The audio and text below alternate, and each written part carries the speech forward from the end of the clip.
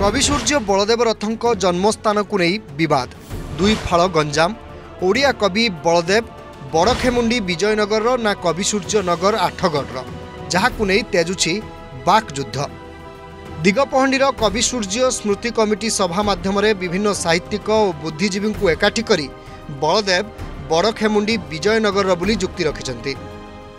दिगपहंडी कर्म जन्मस्थान आठगढ़ कर्मस्थान ए दुईटा छड़ा कवि सूर्य नगर कौन सी प्रकार संपर्क कवि सूर्य बलदेव रथों सहित ना 1789 ठारू वर्तमान सुधा दिगपहंडी माटी से राजन्य वर्ग और राजा माने हुंतु कि दिगपहंडीर प्रतिष्ठित व्यक्ति साहित्यिक और राजनैतिक लोक सेटा को कवि सूर्य बलदेव दिगपहंडी जन्म माटी जन्मग्रहण करते बोलिकी आम प्रचार प्रसार करने दिगरे व्यर्थ होइछु जोटा कि कवि सूर्य नगर वाला सुंदर भाव से लगातार उद्यम कर गोटे सृष्टि कर आठगढ़ बा अन्य को माने कहते जे कवि सूर्य जन्मस्थान सेटा बोलिकी सेटा को आम गुरुत्व किसी देउना जेहेतु आम पाखे शह शह ग्रंथ अच्छी कवि सूर्य जन्म बड़खेमुंडी बोली किए जड़े जे कहीदेला जे कवि सूर्य को सेठी कौन सी जन्म कर कि ना। बड़खेमुंडी विजयनगर दाबी को तीव्र विरोध करिसेंती कवि सूर्य नगर साहित्यिक एवं बुद्धिजीवी। बलदेव रथंक जन्म कवि सूर्य नगर आठगढ़ स्थित अजा त्रिपुरारी होतांक घरे होइतिबा कहिसेंती।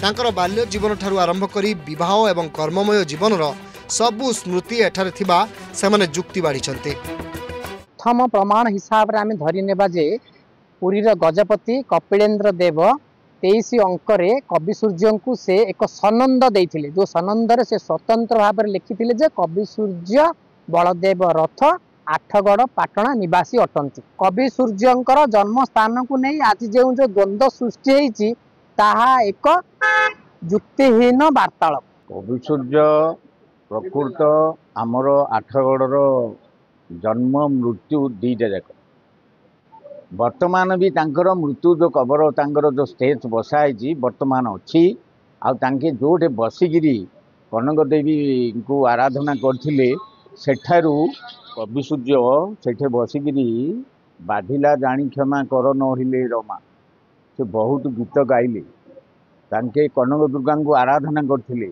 आठगढ़ पाटना रे तांकर सबु घर द्वार वर्तमान भी अच्छी तांकर नाती नातुणी सबु अछंती। जदि कवि सूर्य बलदेव रथंक जन्म बड़खेमुंडी अंचल विजयनगर थिला एते दिन धरी दिगपहंडी बासिंदा नीरव थिले काहेकि बोली प्रश्न करिसेंती कवि सूर्य नगर अंचल बुद्धिजीवी।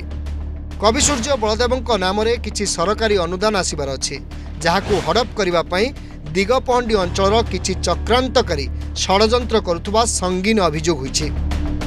से विवाद नहीं तम बापा को आड़ी मु बापा कहबी विवाद कौन होई पारे से मना नहीं। कवि सूर्य मुख्यमंत्री कहीं हे कवि सूर्य ओडिशार कवि सूर्य गंजामर कवि सूर्य भारत वर्षर गर्व कि जन्मटा से तार प्रमाण पाखे कौन अच्छी।